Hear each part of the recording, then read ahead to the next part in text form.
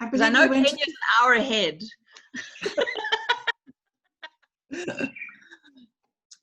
We went to the same school, Lauren and I, but I'm much older. I'm much older than she is. Heaps older. Yeah, she's about 40 something, isn't she? At the moment. I'm also much older than she is, actually. Kerry? That was Kerry, yes. Kerry and her mother. You saw Kerry and Kerry. Jackie. Hi, Greta. Hello, my baby. Hello, how are you? My mother's other daughter by adoption. Yeah. Your mum doesn't mind Kerry. Mom says it's okay. You can share. Justine. Don't want to be jealous. Right. Nicky Fitzgerald, welcome to Life in a Garden. Thank you for joining us this Women's Day. It's fabulous to have you here. Apparently, I'm a little confused because I thought you were in Kenya at the moment as we speak. So I've lied to everybody, but that's okay. We're just going to pretend you're in Kenya, right? Okay, you can pretend all you like, Mandy. I wish I was in Kenya. My heart is in Kenya, but I'm here and I'm very happy to be spending this Women's Day chatting to you and to your club. And what a joy this is. I do have a photograph of a vulture. Can you see the vulture? I've got things in the way. Okay, don't worry. So that's as close as I am to Kenya. I'm actually in lockdown. Well, not lockdown. I'm in Johannesburg, where I live. I should be in Kenya, but our president has decided to keep us all shut down in South Africa for the moment. So, but I can talk Kenya up a storm. So don't worry about where I am. I can tell you lots of Kenyan stories. How does your business run without you? Very well. In fact, it runs better without me. I notice that when I drive out, I always look over my shoulders. I drive around the corner down back to the airfield, and I see all the staff jumping for joy and doing high fives and kicking their heels and thinking, there goes the old dragon. She's going back to Johannesburg. What a joy. But I'm there between 7 and 10 days a month, and I have been for the last 6 years. So for me to have been trapped in Johannesburg for 5 months has been quite a struggle. But the lodge was closed for 4 months, but we're now open, and I've got a fantastic team. They're all Kenyans, and they run it most beautifully. And with Zoom and WhatsApp and trust, you can go a long way. It's a hell of a commute to do every month, though, when times are normal. You know, Mandy, it's a matter of getting used to it. It's just what you do. I mean, I think about people who commute every week from Cape Town, and I think, oh my gosh, that's hectic. But, I can fly to Nairobi. I overnight in Nairobi on the way in, jump on a small plane, go to the Mara the next morning, and then coming home, I leave the lodge at 11, and I walk in through my front door in Johannesburg at 8 in the evening. So it's not too bad. And it's what I do. So, and, to leave Johannesburg and go and spend 10 days a month in the Masai Mara is not so shabby. I was just about to say, it's actually like almost like going on holiday with a little bit of work thrown in. Just a smidgen of work, not too much. I mean, goodness me, we don't need to work too much. So, yeah. Denise, did you want to say something? I see you've raised your hand. You need to, okay, perfect, okay. Nicky, will you give us a little bit of your background, please? Yeah, certainly. My husband, Steve, and I fell into this industry completely by mistake in 1981. How many years ago is that? A few. And completely. We're not hoteliers, not trained, no ambition to be them, but we just, by mistake, landed up in a small fishing village just just north of Cape Agulhas, actually, at Arniston. And we rebuilt the hotel there as in our mid-20s, and discovered we really liked the hotel business, and rolled through all the years to today. And Angama is my 60th property that I've opened and run. So it's all I've done. Fair amount, wow.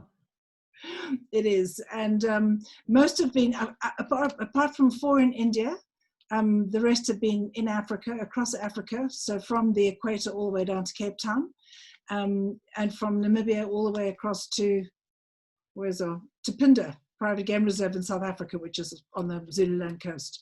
So I've worked in the Okavango Delta, the Namib Desert, the Serengeti, the Masai Mara, the Ngorongoro Crater, Victoria Falls, you name it, I've worked there. So, but I must say the Masai Mara is the loveliest of them all.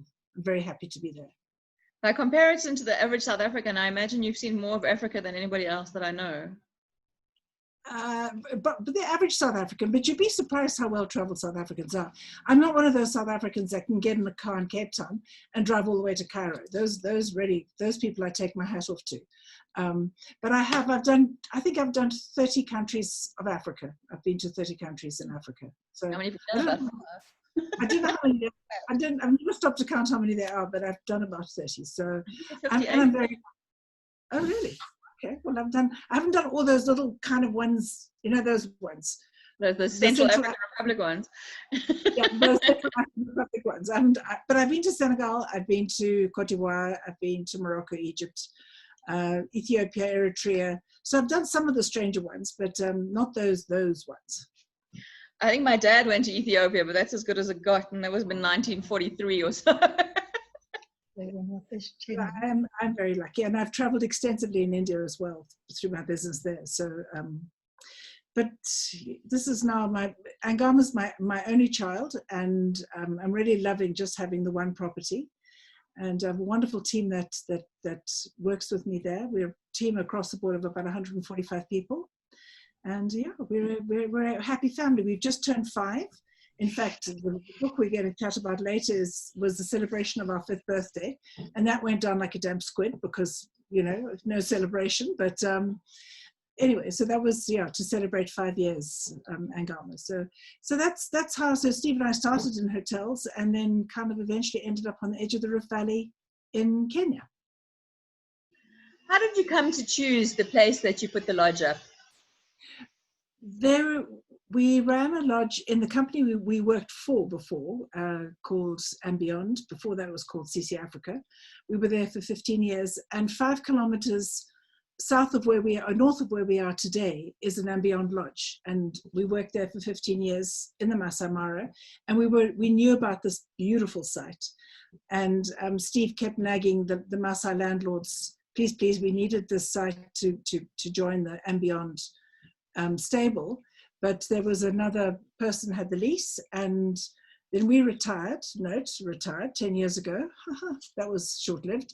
And you're too young to retire. No, I'm not. And Zoom can be very flattering. You can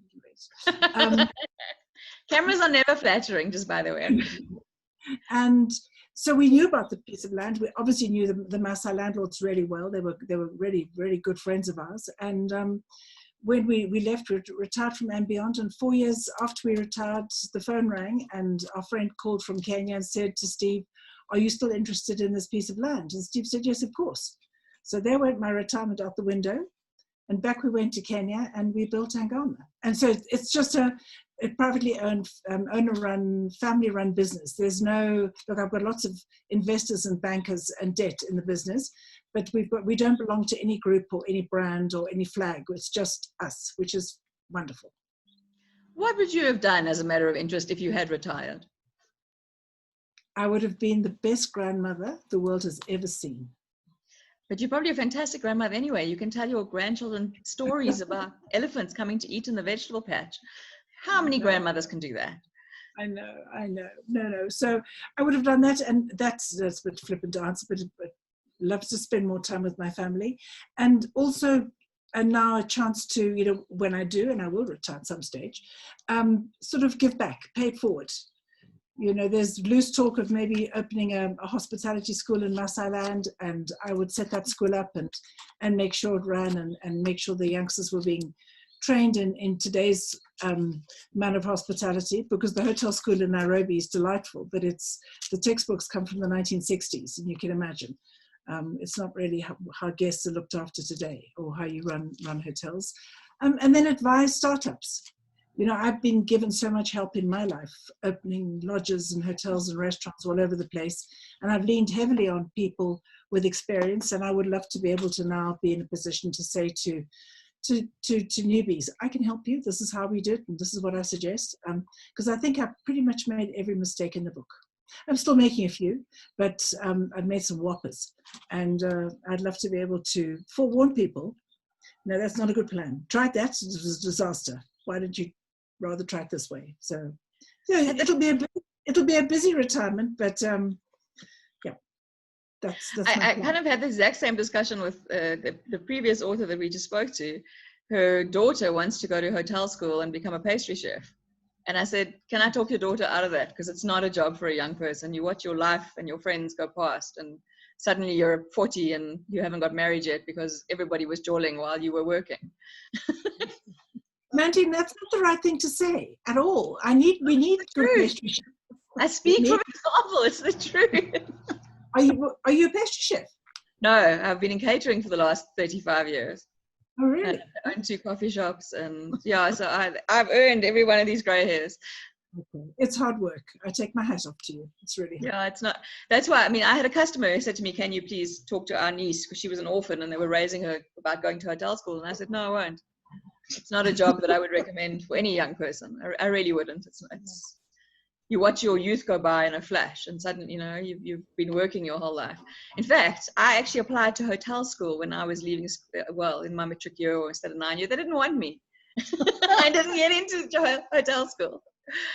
And maybe I should have listened. There was a message in there somewhere. Oh, Mandy, I never went to hotel school, and I've built and run 60. So I think the people that wing it, like you and me, do a much better job. Yeah, because we aren't confined by the rules and regulations. Yeah, I agree with you. I absolutely agree with you. We make our own rules and we forward our own paths. And then we break them. That's the best part. The road to Angama, was it an easy one? Yes and no. I think we signed the lease for the property in 2013, and that was the year that Westgate was blown up in Nairobi. It was the year that Ebola exploded. It was the year that Al-Shabaab attacked that school in northern Kenya in Garissa, and it was a year of global meltdown in financial meltdown. So, it was kind of, why are we doing this? But Steve was absolutely certain this is what he wanted to do. And so we got the land, that was fine.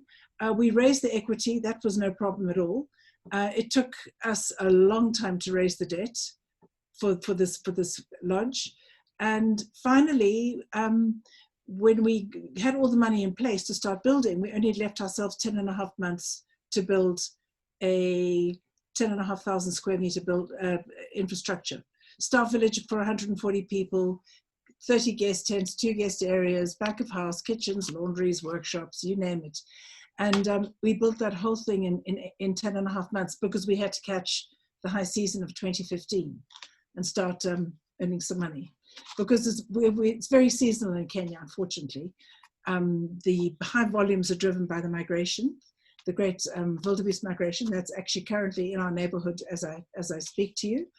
And that's when we run at high occupancies at high rates. And we had to open, and we did it in 10.5 months in the middle of nowhere. And recruit the staff and train the staff and so it was, but we'd done it so many times before. We had a lot of experience to draw on, and we had a fantastic team. We had a fantastic contractor. We had 500 builders on site, and yeah. And my husband was there. I think pretty much lived there for the 10 months and made sure that we would open, and open we did. Clearly you guys function well under pressure. Lastminute.com, I tell you, and our first guest was the editor-in-chief of Travel and Leisure magazine from New York, which is one of the big travel publications, and he was going to do a 9-page story in the September issue, which is, is the big issue. So we had to be ready for him, and we were. We didn't tell him that he was actually eating off canteen furniture in the dining room. We just said, this is really cool. This is kind of the new look, is canteen furniture. It's very kind of earthy and whatever. So we made a plan. And I think that's the joy of operating in Africa and being an African. Very resilient, very resourceful, very foolhardy, very courageous, very stupid, all those things roll together, and we somehow make a plan, as we have through COVID. Can I ask you to share us some images with us of what we're talking about so people have an idea? Let me put my glasses on. Okay, share screen. Then I go here. And I go What happened to here. Kate? Has she disappeared? Oh, she's right here. Oh, great. Oh no, she's totally here. So okay, just a quick, the name itself, Angama Mara. Angama means in Swahili, the lingua franca of East Africa, it means suspended in midair. So that's what our lodge is. You'll see it's high up on the edge of the Rift Valley. So there's that lovely name, suspended in midair. And because we're in Masai land, our colors are red and blue. We're the only red and blue lodge in Africa. The rest are all khaki, cream, green, rust, and there we come in red and blue. Okay, what do I do next up? Where do I go? There, okay. Just to give you an idea of location, it's always interesting to see how the border between Kenya and Tanzania cuts through one ecosystem. To the south, as you'll see, is the Serengeti National Park, which is gigantic. And the little pimple to the north of the border is the Masai Mara. So just imagine right now, we've got about 2 million migrating animals that are spread all over the Serengeti for 8 months of the year. And they troop over the border. There's no border, it's just, well, and they squish into that little piece of Kenya called the Masai Mara, and that's where we are. We're high up on the edge of the Rift Valley. And another nice thing about this map, it just gives you an idea how close Angama is, how well located it is to get the best of Kenya, the best of Tanzania, and obviously many of our guests do gorilla trekking in Rwanda. So that's just kind of a little bit of geography. And Lake Victoria to our west, and is another reason why we have such fantastic weather, is that it dumps rain, and it's always green and beautiful in the Masai Mara. And we're a couple of degrees south of the equator. Where you see Mount Kenya, the equator runs actually right there. So we're very close to the equator. Again, suspended in midair, these are the guest tents. Each one have these incredible views of the Mara below. And we've got two camps, 15 tents in each camp. They're side by side. We can run them as one camp of 60 guests or two camps as 30 guests each. A little sneak peek at the crazy, very un-safari furniture. That bathtub was inspired by Karen Blixen, and I'll get back to Karen Blixen later because this is a book club and we need to talk about that. So that's the bedrooms, and I don't know if you can see the views from the decks. And those gorgeous red rocking chairs. So we say to our guests, don't dash about on safari, just sit on a rocking chair and watch the world go by. And this is at 300 feet above the Mara below. And it's a sheer drop from the lodge to the Mara below. That's a little view of the guest areas. Incredible. So thank you. So it floats on the front, it floats over the Rift Valley, and the back of the buildings, they float on water. Very high design architecture, high design, and because it's so well designed, we don't have to fill it with all sorts of things. It's very sparse and uncluttered, and it's actually all about the view and the architecture. And that plantation chair you see in the middle, that is the chair that Meryl Streep sat in. Not that particular chair, but made by the same furniture maker in the movie Out of Africa. And why we keep going back to Karen Blixen and Meryl Streep is that the movie was filmed on this site, but I'll tell you a little bit more about that in a moment. But so there are little touches of Out of Africa everywhere. Moving on, this is the heart and soul of our business. We have 127 Kenyan staff running the lodge. I've got an American couple who help me run it and one photographer from South Africa. Otherwise, it's a fully Kenyan experience, and our guests simply love our staff. You know, you can get a great site and you can get a great architect and an interior designer, but unless you've got good people, you don't really have a business. And I think I have the best people. Yeah, you need a fantastic team. We have a wonderful team. We talk about the food. I think we'll probably talk more about food later. I think it's important to understand where our guests come from every corner of the earth, and they eat weekly in Michelin-starred restaurants. So we don't even try and do that. We have no set menus, we have no drizzles, we have no reductions, we have no firms, we have no buffets, we have no drapes, we have no puddles. We just have yummy food. I think this is a chicken tagine on couscous. I haven't got my glasses on. Oh, and there's some more food. Katie's brought some more food up. That's a chili chocolate mousse with a little bit of No, it's not. It's a tiramisu. Thank you, Kate. I'm going blind slowly but surely. So as you can see from the food, it's just yummy. And our mantra is, our food is not fancy, our food is good. And we keep it that way. Because if you're trying to, well, what we do every day is feed guests who come from Tokyo, Dubai, London, Venice, New York, Hong Kong, and they all eat at these fantastic restaurants. So we just try and strike a middle ground that everybody eats lots of yummy food and they're happy, and we're not pretentious in any way at all. And I have no expat chefs in the kitchen. The Kenyan team in the kitchen is fully local, and everything they've learnt was taught by me. They came pretty much not knowing anything. We now have a repertoire of over 550 recipes, and you're going to laugh at this, Mandy. The recipe file in the kitchen, well, it runs to about 4 files, is called Nicky Says. And because that's how it is, and there's no other way. So it's photographed, detailed, how to serve it, and in that way we can keep a consistent standard. As you know, having run restaurants and coffee shops, to keep the consistency is a challenge, especially when you're sort of 2,000 kilometers away, or 3, 4, 5,000 kilometers away as I am, and you're dealing with chefs who, some of them have never even been to Nairobi. So forget about having left Kenya, they have not even traveled as far afield as Nairobi, and they're putting out this lovely food. So that's our food. We can come back to that. Out of Africa, Angama style. So those, when the location scouts were sent by, who was the director of Out of Africa? Sydney Pollock. Thank you. I'm so lucky to have my daughter right here helping me with all these things.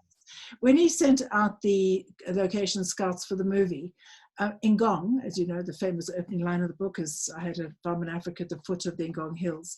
Well, Ngong town had spread right to the bottom of those hills. So if they tried to film anything from Ngong, it would have just been suburbia. So they found these 3 lovely little hills in the Masai Mara, and that's where they filmed many of the scenes from Out of Africa. The poster itself, where Streep and Redford sit with that lovely corpy behind them, this is the crest of that hill that we're looking at here. And this is where we do little picnics. We don't push the Out of Africa story because, you don't want it to get too cheesy, but every tent has got a book, the book of Out of Africa. They have also the book on Dennis Finch-Hatton called Too Close to the Sun. I'm sure you've read that. It's a magnificent book. And if the guests want to know about it, we can show them. Robert Redford is not buried, but he is buried at Angama. So that funeral scene, that wonderful funeral scene where she stands under the tree and delivers that heartrending eulogy, that's actually right next to our safari shop. So there are little touches and little hints and little bits and pieces around the lodge on Out of Africa, but that is so, and some guests absolutely adore it, and others are none the wiser that it even happened there. And we're going to get to the book, and obviously it inspired the name of the cookery book. What do I guess? Sorry? Did the books go missing? Which books? Am I muted? Do the books go missing? Oh no, good question. They don't go missing. We've got 2 Peter Beard books in each tent. We've got that book, we've got the Finch-Hatton book, and no, they don't go missing. Very little goes missing. Steve and I have learned over the years, the more you trust your guests, the less goes missing. And the more you spoil your guests, the less goes missing. So occasionally we have to replace them, but no. Dressing gowns, no. Decanters, no. So I think our guests are probably, their houses are so full anyway, they don't need to steal from them. And so there's a question: is Angama Mara an eco lodge? We are gold rated by the Ecotourism Society of Kenya, which is the highest rating. And Mandy, the rating works not only on the sort of the waste, water, power. It also is very important giving back and community development. That all becomes part of it. So yeah, we built to the highest standards of sustainability. We don't have solar because the one thing we're short of up on the Rift Valley is water. And if you heat guest water with solar, by the time the hot water gets to their shower, you've emptied half the dam. So we have geysers for the guests, but we have no plastic at all on the property, not one piece of plastic anywhere. Our picnic, you can see our picnic tins for when guests go out on picnic. Everything is done in glass jars and wrapped in baking paper and all done like that. So no plastic, no tin foil, no black garbage bags, no plastic bottles in the bedrooms. All the water we bottle at the lodge, all the drinking water is bottled and then served in glass bottles to the guests, both sparkling and still. So I'm very proudly plastic free. And then our Angama Foundation picks up all the work that we do both in our communities, with our Masai neighbors, and in the game reserve itself. So that all adds up to being a sustainable lodge. So it works both ways. That's incredible. Well done. Thank you. So game viewing is obviously a big part of the day. Now we've got to get back to food because we all love food on this call. We have a shamba, and a shamba in Swahili is a vegetable garden or a kitchen garden. This is a 1 acre shamba, and because we're outside of the national park, we can grow whatever we like. We have a few challenges here, and they come in the form from elephants to mouse birds and anywhere in between. In fact, our shamba keepers hate the mouse birds more than the elephants because the mouse birds come flying in and they trash all the seedlings. Elephants at least only visit once or twice a year and they smash the whole shamba and then we put it together again. But the mouse birds come daily. The porcupines, we've got a way of keeping them out. The baboons, we just keep shouting at them and clapping and banging pots and pans to chase them away. And then one of the other raiders are eland, and they can jump, as you know, they can jump a very clear, very high fence. So it's quite a challenge to get to this stage, which you can see in front of you, but a great joy for our guests, and they do shamba lunches. So when they arrive in the shamba, they're given a basket and a pair of scissors, and they pick their own, and they get down to this deck, and we wash their lettuce for them, and we make a great huge salad. We've got a cheese board on the table and some fresh sourdough bread and one or two other things and a bottle of rosé, and away you go. And the guests have picked their own lunch and they eat it sitting there in the shamba. So that's another little kind of fun little I'm thing. quite jealous. And this is the last image before we talk about, no, there's one more to come. This just gives you an idea of the Rift Valley. So this is the western edge of the Eastern Rift Valley. Here we go. Are you with me? So the Rift Valley, as you know, splits into two, and we're in the Eastern Rift, and this is the western wall of the Eastern Rift. And there you've got our tents strung out. 15 in the front belong to one camp, and the 15 stringing out towards the back in the other. And in the middle we have the pool, the gym, the shop, and Dennis Finch Hatton's Robert Redford's grave. Also sounds very tacky. That's horribly tacky. I know, very tacky. And then just to finish off, we asked our team at the lodge to take this picture, and there are these wonderful men and women who work in the kitchen every day, and to whom this book I have dedicated to them. This is almost like a love letter to the chefs, and here they are with Out of an African Kitchen. And it's a beautiful book. I read it from cover to cover. Thank you, Mandy. We're storytellers at Angama, and so the book had to do two things. It had to share recipes, and there are only 75 odd recipes, but it had to tell the story of the chefs and the suppliers and where we get our milk from and how you make Kenyan chai. And so I'm glad you liked it, because it's not Ottolenghi by any stretch of the imagination. And it's a book that it was written for our guests, because our guests will, they'll come, they'll meet the chefs, and they always ask for recipes, and we happily share them with them. And it was as I said, it was a love letter to the chefs. And I know that when I'm dead and gone, they'll show their children this book, and hopefully inspire them also to become great Kenyan chefs one day. And I'm very proud of these. This is just I've got 17 chefs. This is just the ones that were there for the picture, and I'm enormously proud of what they've achieved.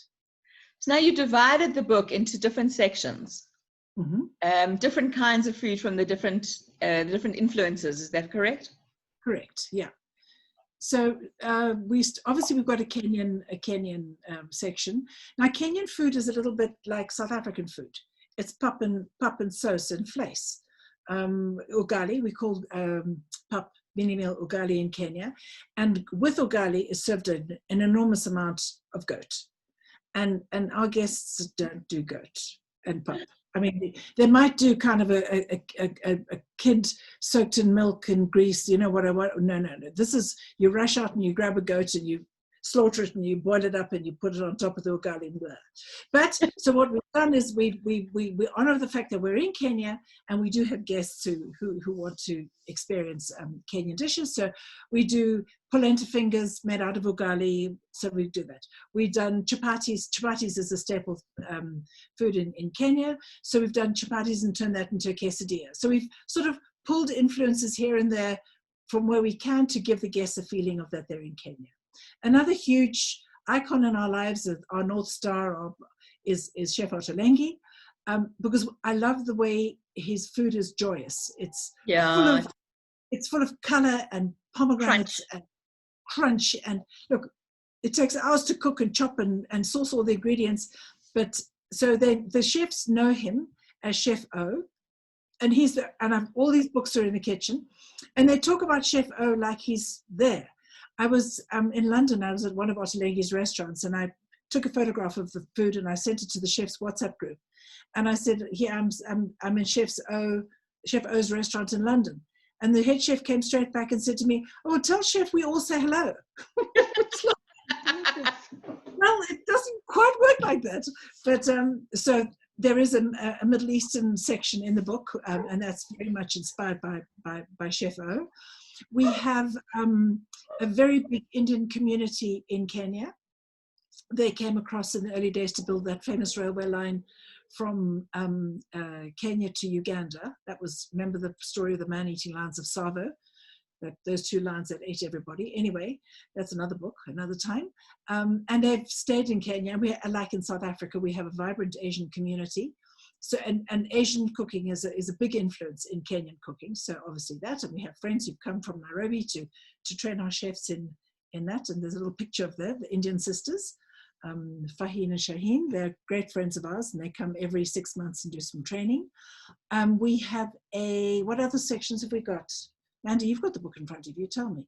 We've got obviously a picnic section, because a very big part of our day is picnics and picnic food. We've got a little section. And barbecue. And we've got the barbecue. So every night our guests go out and they have a bush barbecue. So that's a fun chapter. So it's all about different locations and different styles of food and all the stories that go in between that. It's thoroughly enjoyable. It's just, I think having the stories makes it all inclusive, and you feel like you're actually part of the place when you're reading the book. You know, you get an insight. I mean, your garden absolutely blew me away. I have a small vegetable garden here, which has just been decimated by the builders. But I have a mouse bird problem. You do? Yeah, they absolutely, there's a flock that live nearby, and they've absolutely decimated all the spinach and things, but they've also destroyed all my succulents. Between them and the lurry, the succulents don't stand a chance. And you would have thought that being out where we are, elephants would be the big issue. No, I mean, elephants we can cope with. If you just mention the word mouse bird to our Masai Shamba keeper, he goes apoplectic. We just pretend they don't exist. And we've not found, other than putting netting over the Shamba, which we don't want to do, because why would you be all the way out there in Africa and be under netting? So we just run and chase and swear and yell all day long in every language we can think of. And there's a few, aren't there? Salted caramel brownies, delicious. Yeah, oh, good. That's what. How did you narrow down the variety of recipes that you put in the book? How did we get to the 75? It was pretty much what the ones that our guests ask for over and over and over and over again. So we thought, well, let's cut our work down by having to forward them the recipes, because we've got all the recipes sitting in a file ready to share with guests. So they're the ones that are most popular with the guests. You would never believe that guests who are paying the kind of rates that you pay at Angama would want to eat a hamburger for lunch. But that hamburger that's in there, that's a Danny Meyer's hamburger from the Shake Shack in New York, where you take the mince out of the freezer just before cooking, and then you squish it flat on a very, very hot griddle. And so it's a flat hamburger, and it still stays rare in the middle, but gets those nice crispy edges on the outside. And our guests just love it. So Kina, who's the beautiful lady in the middle of the picture here, she gets up every morning at 1 a.m. and she goes to the kitchen to start the baking. And she has written, there's the most delightful blog about her on our website. And she does own up in the blog that she doesn't put her eyebrows on until she goes back to have a quick rest at 5 o'clock. And then she's back in the kitchen by 6:30, and then she's got her painted eyebrows. She does, and then she's tiny, and she darts from her room in the staff village, through the elephants, past the buffalo, around the lions, over the leopards, and into the kitchen. And there she, and we keep saying to her, Kina, you must walk with a security guard. She said, no, the animals know me. So, because our lodge is completely unfenced, so everything roams around everywhere all the time. And yeah, she makes beautiful hamburger buns, and that is what probably our most requested dish on our menu across the board is the hamburger. Believe it or not. I wouldn't be asking for it, but that's, I'd ask for the prawn, what were they? The prawn sushi stack. Prawn chapatis or something.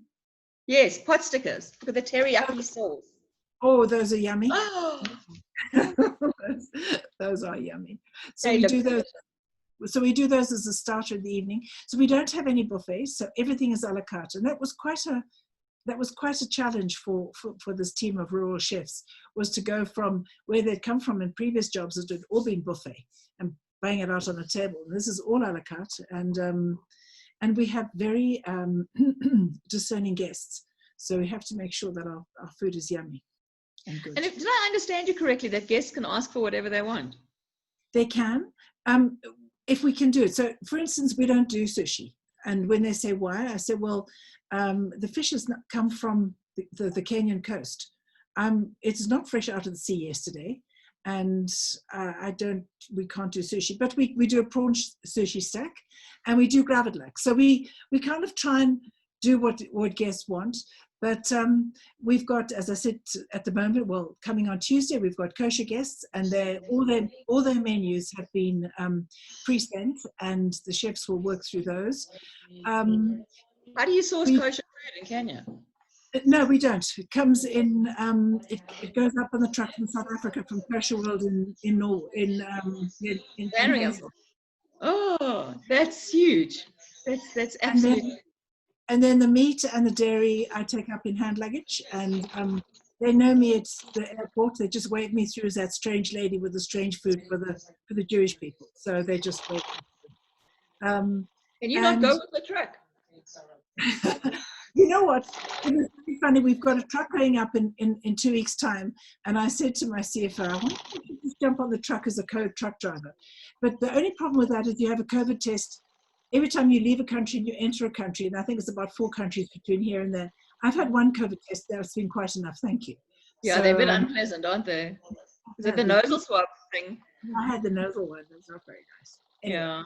And then the other challenging parts, not so much of what chefs guests want to eat, but of course we work around what we've got, is we have, the world has gone mad, especially wealthy people. They have a dietary requirement that changes every 5 minutes of the day. We had one family coming in, I won't mention who they are, they came from India.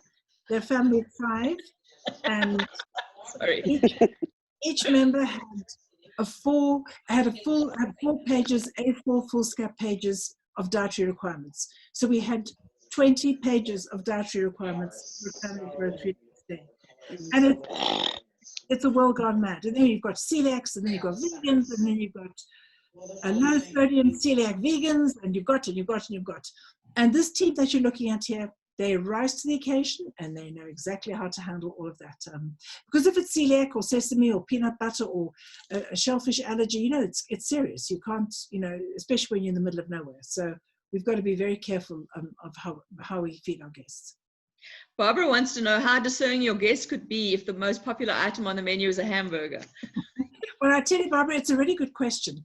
When they come to Angama, they've been on a safari. They normally finish with us. They've been on a safari for 2 weeks, and they've been eating quite shishi food all the way around, because the lodges that are twinned with Angama in Tanzania and Kenya do lots of drizzle and drapes and napes and naps and all that kind of stuff. And I think by the time they get to us, they are so excited to smash a hamburger. Just yummy food. Look, we serve it at lunchtime, and to sit with a glass of rosé and have a yummy hamburger looking over the Mara, it's not so shabby. No, I can think of worse things to do. I think it's more of we've eaten so much rich food, we've eaten so much fancy food, we've eaten so much prissy food. Can we please just have a hamburger? And that's why I think that's the reason why I don't think they probably eat hamburgers at home, but when they see a hamburger on the menu, they go, "Oh, yummy! Just let me eat something simple." We do lots of pastas. They love those. Mac and cheese? We don't do mac and cheese. We do mac and cheese for the children. Children. So on the children's menu, we've got spag bol and mac and cheese for the children. Yeah, I'm a children when it comes to that. In fact, I took my mom out for lunch the other day, and she ordered the kids spaghetti and meatballs for the menu because it was the only thing she wanted.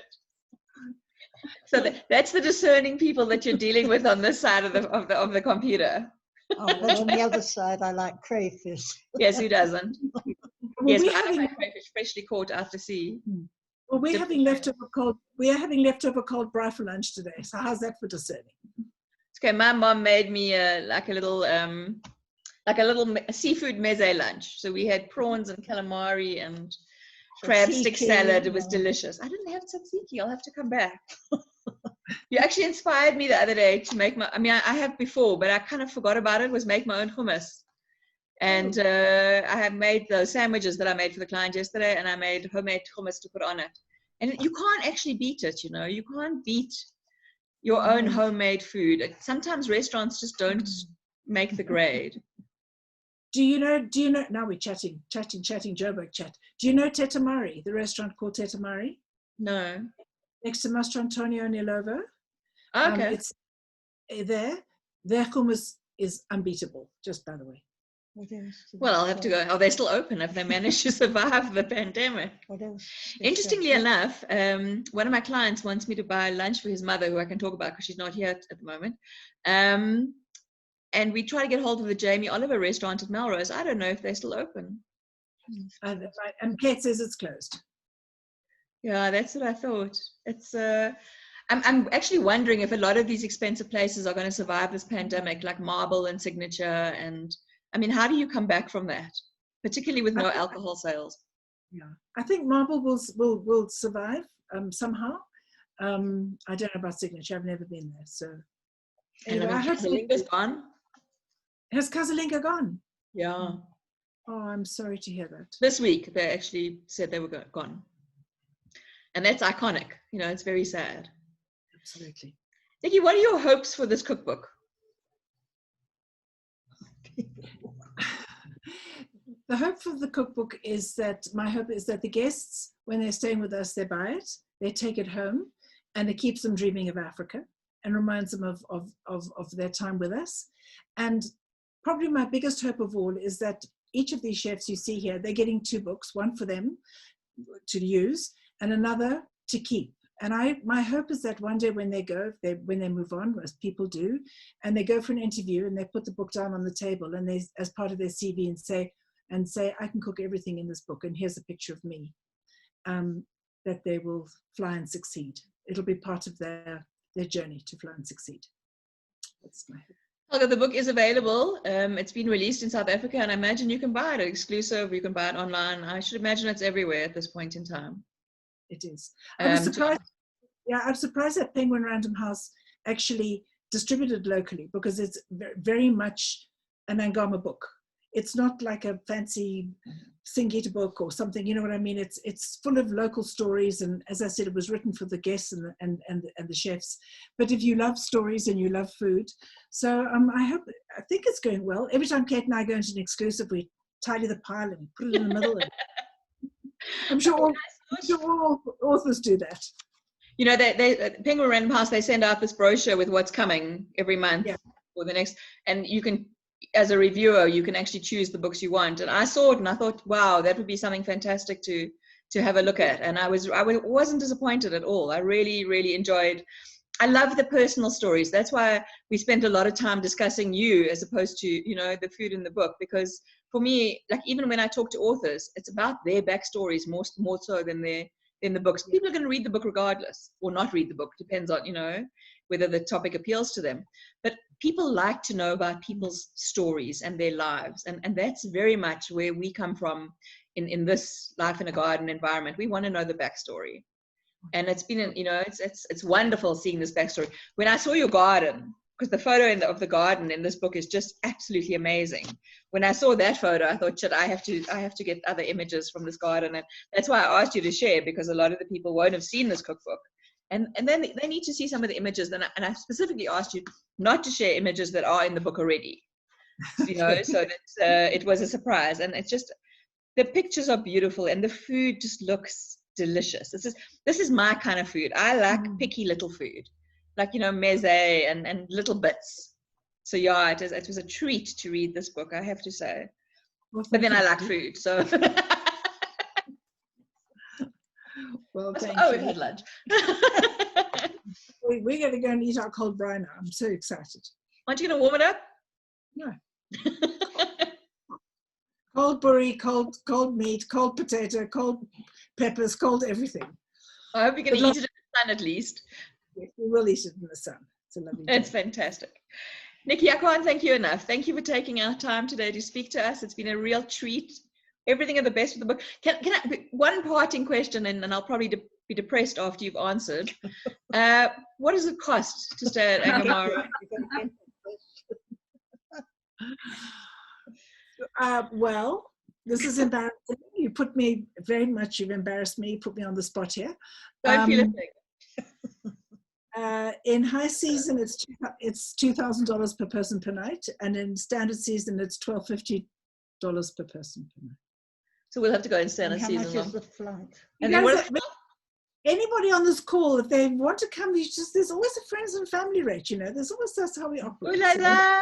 Do they have a half day? I want to know if you've got a half day rate. You know, like, we'll come in after lunch and leave before supper. I love that. That's the first time I've ever been asked for a half day rate. Thank you, Mom. You're like hospitals, you got to get out before a certain time, otherwise they charge you for the rest of the day. I'm an OAP. Yeah, mom's on a government pension. We won't. Anyway, thank you for taking us out of Africa today. It's been an absolute treat. Thank you so much. Enjoy your cold braai. I don't envy that. But I'm going to be cooking from this book, that I can tell you. Nicky, enjoy your afternoon. Thank you for spending some time with us. And everybody else, I'll see you at 3:30 with a slice of cake and a cup of tea. And if you want to join us, Nicky, by all means, come back and join us when we chat to Lauren Bucas. Same password. Fantastic. Bye, everyone. See you later. Bye. Wow, where's the goodie McGaff to switch it off? There we go.